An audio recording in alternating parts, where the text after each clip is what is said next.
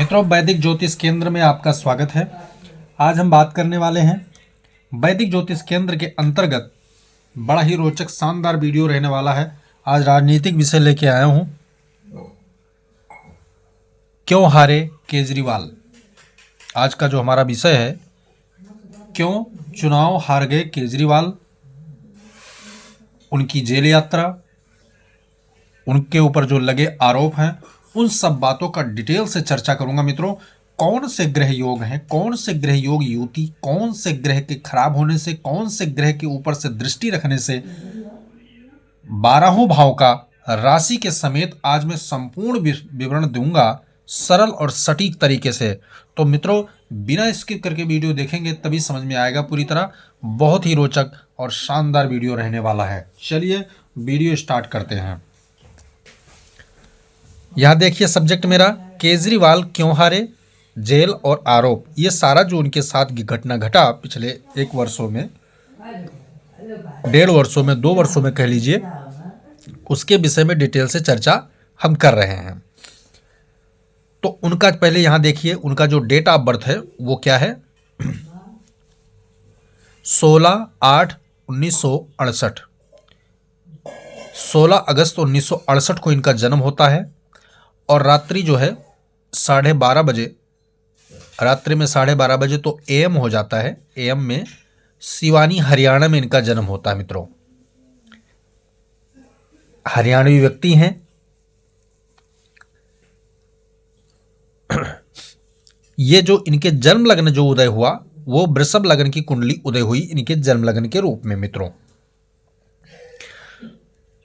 तो हम लग्नेश से ही चालू करते हैं। इनका लग्नेश कहाँ, इनका लग्नेश चतुर्थ भाव में गया, कारक होता है चौथे घर में, चतुर्थ भाव में गया और परम शत्रु राशि सूर्य की राशि में ये बैठ गया। और किसके साथ, परम शत्रु ग्रह बुध के साथ और परम मित्र ग्रह शुक्र के साथ।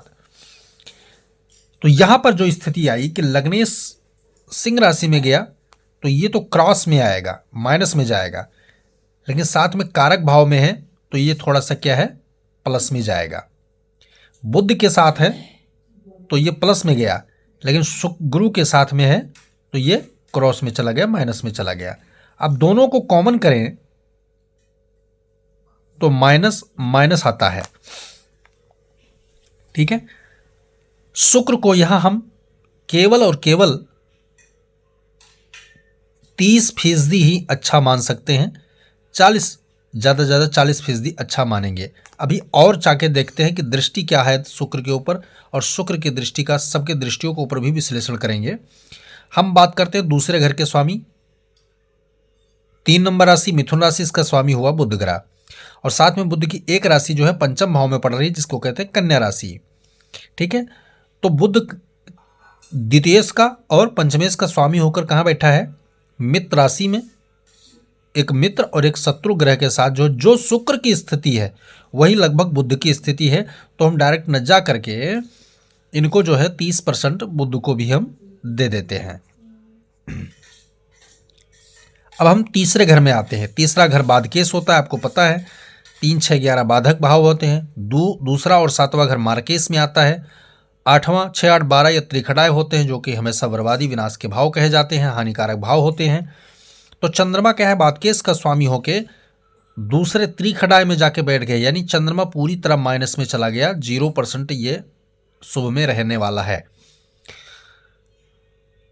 हम चतुर्थ घर की बात करें तो सूर्य चौथे घर का स्वामी होके जो है तीसरे घर में चला गया, यानी कि चतुर्थेश जो है तीसरे घर में चला गया,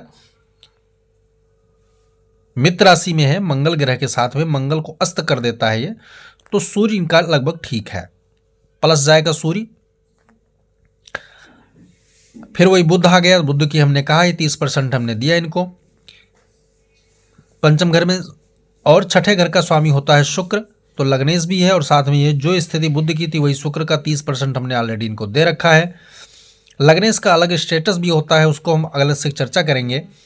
अब हम आते हैं सप्तम भाव में। सप्तम भाव में मंगल मार्केश भाव में है, और दूसरे यहाँ के द्वादश हानि भाव जो है यहाँ का स्वामी तो परम मार्केश में चला गया मंगल, तो ये जो है माइनस में चला गया।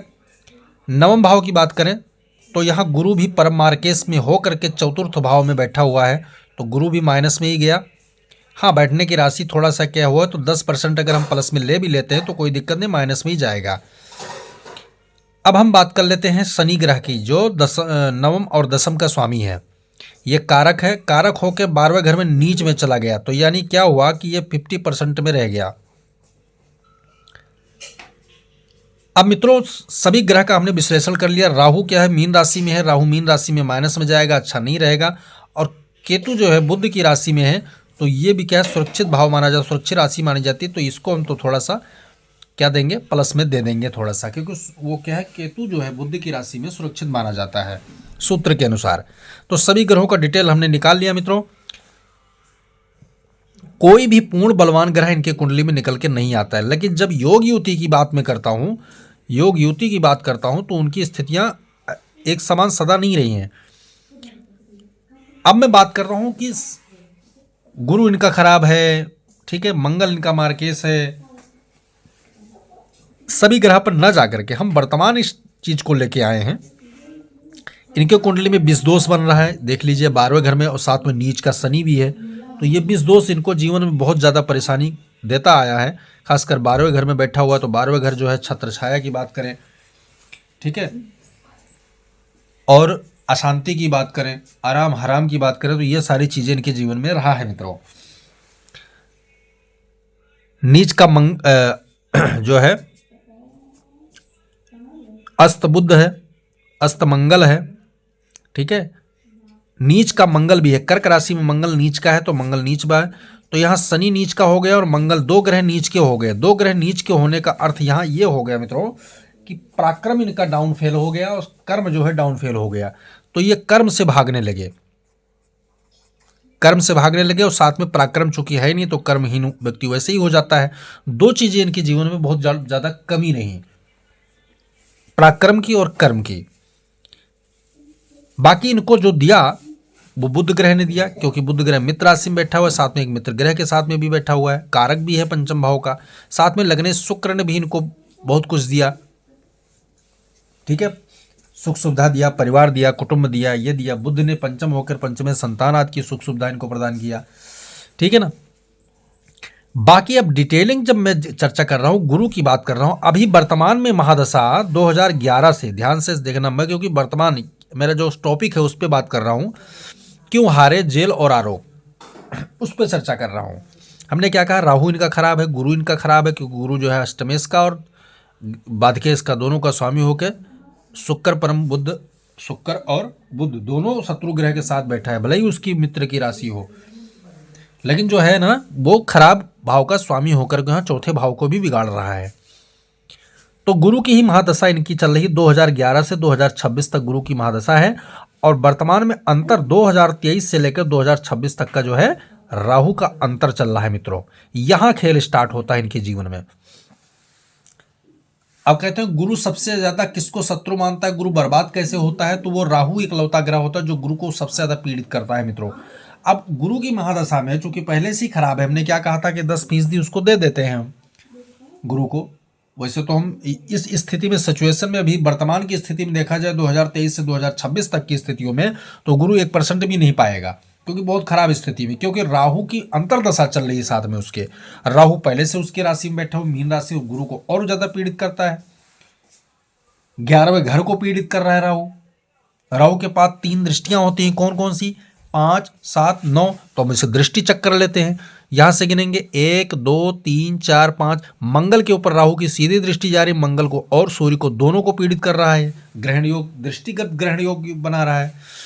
तो यानी कि इच्छा को भड़काना, पैसे के प्रति, इच्छा को पैसों के प्रति जोड़ देना, इनकम के प्रति जोड़ देना, लालच के प्रति जोड़ देना, काम के प्रति जोड़ देना, भड़काना, इसको उतनी ज़्यादा भड़का देना कि ये व्यक्ति संभल नहीं पाता है। समझ गए होंगे कनेक्शन क्या, ये इनकम का भाव है, इनकम, इतना ज़्यादा पैसा ये चाहते हैं, इच्छा इनकी जागृत हो जाती है, इच्छा का भाव 3रा और बड़ी इच्छा का भाव 11वां, कॉम्बिनेशन है दोनों का, ये इनकम का। ये इतना ज़्यादा इनकम चाहते हैं कि बिना कुछ कर्महीन है या पराक्रमहीन है, तो ये पैसा कहाँ से आएगा, छल कपट दोष से आएगा, घुसखोरी से आएगा, ठीक है ना।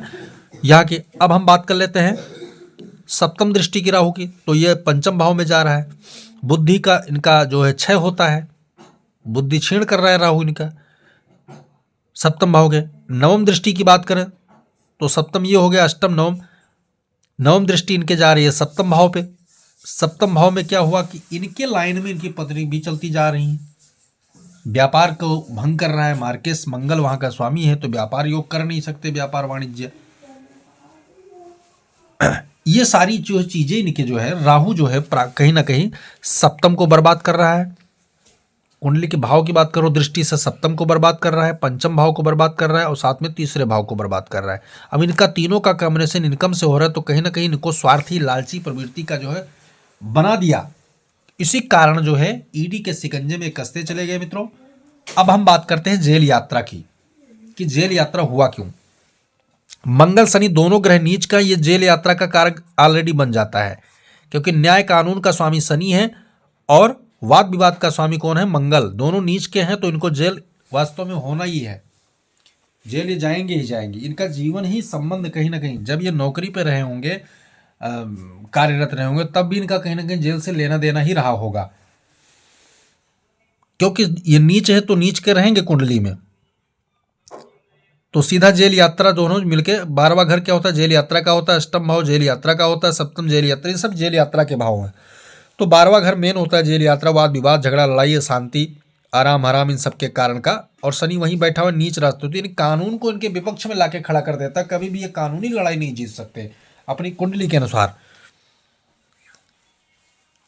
अभी जो स्थिति है, अंतर में राहु आया और गुरु आया, तो इस कारण से अष्टम का जो सीधा संबंध शनि से जुड़ गया। मंगल पहले से जेल यात्रा इनकी, यानी कि इनके स्वार्थ, इनके लालच ने जेल पर इनके ऊपर आरोप भी लगवाए, और आरोप प्रत्यारोप, लड़ाई विवाद, ये सब का कारक मंगल होता है। तो इस कारण शनि नीच ने इनको जेल भेज दिया। चुनाव हारने के पीछे कारण क्या है, यहाँ जीतने का कोई लवा लक्षण के नहीं दिख रहा है। क्यों? क्योंकि राहु का अंतर चल रहा है। राहु पहले सूर्य को पीड़ित कर रहा है, राजनीतिक भी इनके पर आ रहा है। राहु जब अंतर में नहीं था, जब अन्य ग्रह अंतर, गुरु मतलब मंगल चल रहा था, चंद्रमा चल रहा था, गुरु के अंतर में सूर्य चल रहा था, उसके मित्र ग्रह, तब क्या है, गुरु बलवान हो जाता था। लेकिन अब गुरु तो अब वास्तविक पीड़ित हो गए, महादशानाथ पीड़ित हो गए अंतरदशानाथ के चक्कर में। तो यहाँ पर महादशा और अंतरदशा दोनों का सपोर्ट इनको नहीं मिला, इस कारण से ये चुनाव भी हाथ से निकल गया, इनके हार गए मित्रों। तो यह है मुख्य चीज, मुख्य कारण है इनके चुनाव हारने का, इनके जेल यात्रा का, इनके ऊपर आरोप लगने का। सारे ग्रहों का हमने डिटेल से विश्लेषण किया मित्रों। वीडियो पसंद आए तो लाइक करें, शेयर करें, सब्सक्राइब करें, साथ में बेल आइकन का बटन जरूर दबाएं, ताकि हमारा नया लेटेस्ट वीडियो आप तक जरूर पहुंचे। बिना स्किप करके देखेंगे तभी ज्योतिष के छोटे छोटे नए नए सूत्र को सीखने को मिलेगा और संपूर्ण विश्लेषण आपके दिमाग में आएगा मित्रों। जय सिया राम।